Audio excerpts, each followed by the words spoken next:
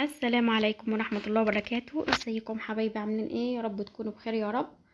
اللهم صل وسلم وبارك على سيدنا محمد وعلى اله وصحبه وسلم اجمعين. زي العنوان ما بيقول، انا هعمل عزومة النهاردة ل15 نفر، بتحدد زوجي على اني هخلصها في ساعة. فيلا نبدأ الفيديو، وما تنسنيش في اللايك، واللي لسه ما اشتركش في القناة يا ريت يشترك وتعليق حلو كده منكم للتشجيع. زي ما انتم شايفين كده، طبعا حطينا ميه على النار وغليناها لغايه ما غلت، وبعدين حطينا عليها ورق لوري وحبهان ومستكه وبصلايه مقطعه وجزرايه.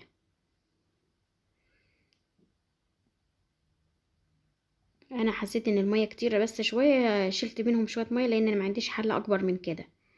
اللي عارف ان انا مسافره فعارف ان انا يعني امكانياتي طبعا في مكان مش بيتي، فالغربة بتحكم. عايزة اقول لكم ان انا الفاصوليا دي ما سلقاها من الليل، وكبيت المية بتاعتها، بغير المية بتاعتها عشان الانتفاخات وكده، مع اني غسلها كويس جدا، بس برضو لازم تغير المية بتاعتها. غيرت المية بتاعتها وحطيتها على النار، بحيث ايه نشغل كل العيون كده عشان ننجز مع بعض. وزي ما انتم شايفين كده انا هعمل دلوقتي البشاميل. حطيت حوالي 4 معالق من السمن، معالق كبيرة خالص، وحطيت زيهم من الدقيق، وابدا اقلب كده زي ما انتم شايفين. نفضل نقلب السمن في الدقيق لغايه ما لونه كده يبقى اصفر كده، وتحس ان هو ريحه الدقيق طلعت شويه على خفيف كده، تقربي منها تشم الريحه. واول ما نفضل نقلب كده لغايه ما توصل للمرحله دي، ننزل عليها بالشوربه. احنا بنحط شوربه ونحط لبن حليب يعني. انا بحط الشوربه الاول لان اللبن كان في التلاجة ما غليتوش، اللي هو اللبن المبستل ده، فحطيت الشوربه وبعدين هكمل باللبن. زي ما انتم شايفين دي كانت بقى علبة عندي، فحطيتها وهبدأ افتح التانية اللي كنت جايباها يعني عشان العزومة، واكمل بيها. انا بحط، بس هي مش ظاهرة قوي يعني في التصوير. بحط شوية شوية عشان ايه ما يخفش مني خالص.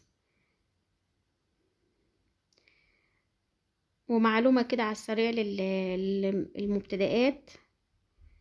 في الاول نقول التوابل: فلفل اسود، وحبة قرفة بين صوابعك كده، ومرقة. دي المرقة دي انا هي شكلها كده عشان انا دقتها، يعني هي المرقة هنا ناشفة، بتبقى ناشفة جدا، فعشان ما تجيش تحت بق اي حد لازم تدقيها بحاجة يعني حاجة جامدة عشان تتفرك، عشان تحصلي على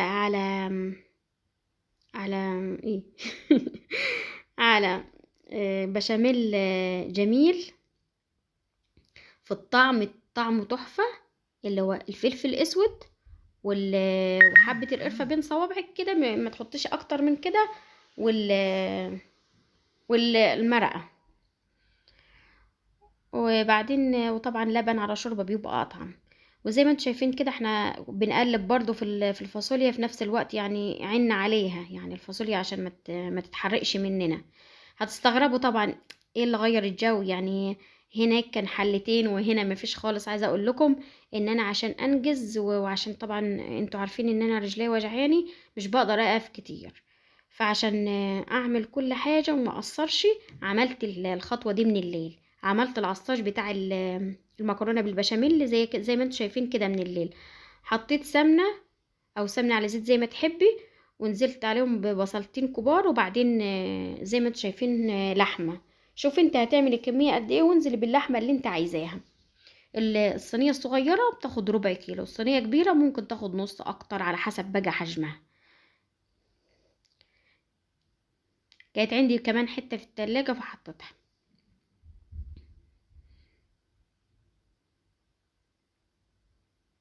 وزي ما انتوا شايفين كده طبعا البصل دبل، نزلنا عليه على طول باللحمه. نفضل نقلب في اللحمه لغايه ما لونها يعني يغير كده، يعني تحس ان هي زي شبه اللحمه وهي مستويه كده.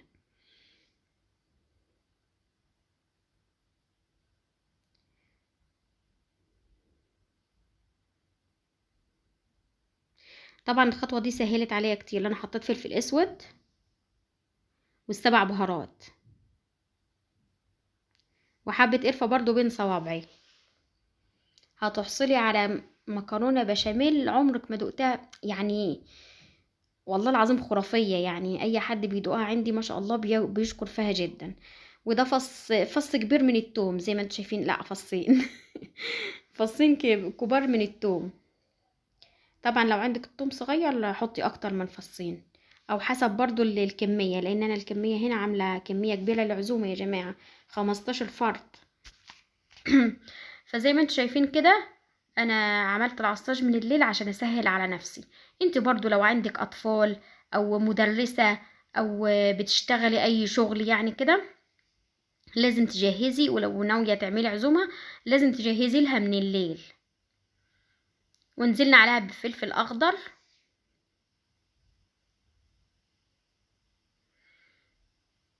بتسهل عليكي خطوة يعني هو بصراحة العصاج هو اللي بياخد وقت، بعد كده المكرونة وال... والبشاميل مش بياخدوا وقت خالص. انا كان ممكن اعملها كلها من الليل، بس عملتها مرة من الليل، حسيت ان وشها بيبقى ناشف، وانا مش بحب المكرونة يبقى وشها ناشف. وزي ما انتم شايفين كده نزلنا وبعدين زي ما انتم شايفين كده طماطميتين كبار جدا، يعني مش اقل من يعني اكتر من ربع كيلو كده، ونزلنا عليهم زي ما انتم شايفين كده. الطماطم دي بتحلها جدا، جربيها بالطريقة دي هتعجبك جدا. اصل بشوف ناس على اليوتيوب بيعملوها من غير طماطم، يعني ممكن تحط لها معلقة صلصة وممكن ما تحط لهاش كمان خالص. جربيها بالطريقة دي، يعني اوعدك انك هتدمنيها بالطعم ده يعني. ولادك مش هياكلوا اللحمة وهياكلوها هي اكتر. وزي ما انتم شايفين انا حطيت معلقة من السكر، اللي هو بالنسبة للغة دي سكر. عشان اللي مش بيفهم عربي. زي ما انتم شايفين كده، وحطينا شوية من الملح. وطبعا هندوقها ونشوف هي محتاجة ولا مش محتاجة، ونقلبها ونسيبها تتسبك شوية صغيرين، لان مش محطوط فيها طماطم كتير، والطماطم لما تكون مبشورة احسن من المضروبة في الخلاط. وخلاص كده سيبناه. ده تاني يوم بقية اللي انا عملته في الصبح. انتوا اتلخبطتوا معايا شكلكم اتلخبطتوا معايا.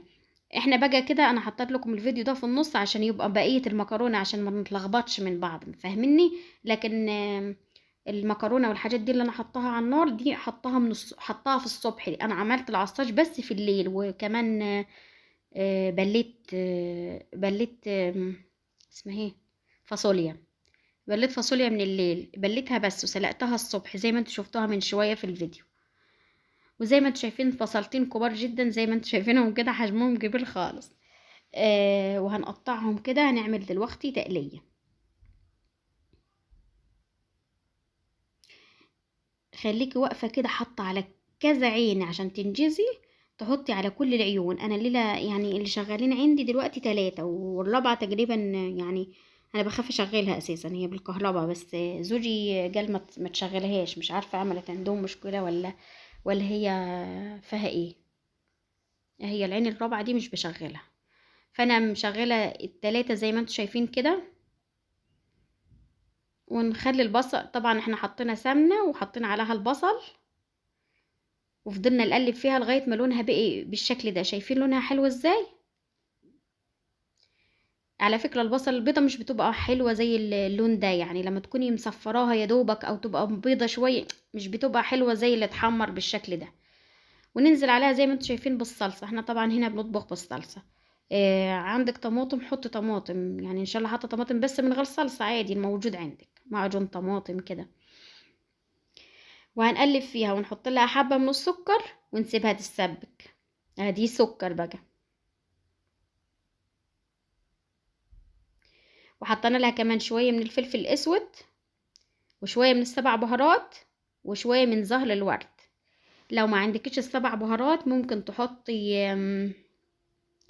تضيفي فلفل اسود، كمون، كزبرة ناشفة، ورق لوري، حبهان كده، حاجات كده يعني بالطعم. واحلى حاجة بالطعم التقلية بجد الكوبيبة الصيني. وزي ما انتوا شايفين كده انا شلت شويه. على فكره التقليه دي مسبكه، يعني عايزه اقول لك تعمل كميه كبيره. الشويه اللي انا شلتهم دول شلتهم عشان كنت ادخل اللحمه الفرن، هحط فيهم اللحمه بمعنى اصح. انا اوقات بحط اللحمه وسط الفاصوليا بس لما بيكون في مساحه. الفاصوليا طبعا هي مستويه، هتاخد لها غلوتين كده زي ما انتوا شايفين في التقليه دي، وبعدين نطفي عليها ونشوفها طبعا محتاجه ملح كده ولا لا. نقلنا الفاصوليا من جوه على العين اللي جوه دي، وبعدين بدأنا زي ما انتوا شايفين كده. انا طلعت العصاجة اهو من التلاجة عشان كان يعني متلج، فعشان يستوي مع المكرونة لازم يسخن الاول. والحلة دي اللي سلقت فيها المكرونة، زي ما قلت لكم ان انا عندي هنا الحلل مش كتير، فسلقت فيها المكرونة وبعدين فضيتها وبعمل فيها الرز زي ما انتوا شايفين كده. انا طبعا غسلتها بس ايه عشان مستعجله ما لحقتش احوش اللون اللي فيها دوت.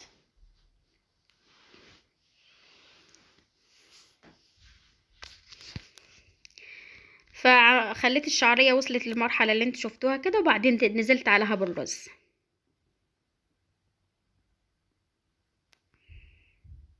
والله لو اتبعت الحاجات اللي بقولك عليها ما هتاخدي ساعه في العزومه، مع انها العدد كبير. ونفضل نقلب في الرز زي ما انتوا شايفين كده. وعذرا ان الكاميرا بترقص عشان بنتي اللي كانت بتصور، لان قبل كده كنت بصور بالحامل بس الله يسامحه اللي بوظه. الحامل باظ مبهدل لي الدنيا كان بيوقع الموبايل وكده يعني. فعذرا على اي حاجه يعني، اديكم شايفين يعني الموبايل بيهتز وكده يعني، فمعلش سامحوني. وطبعا اول ما سخن الرز نزلنا عليه بالشوربه وغطيناه وسيبناه على نار هاديه.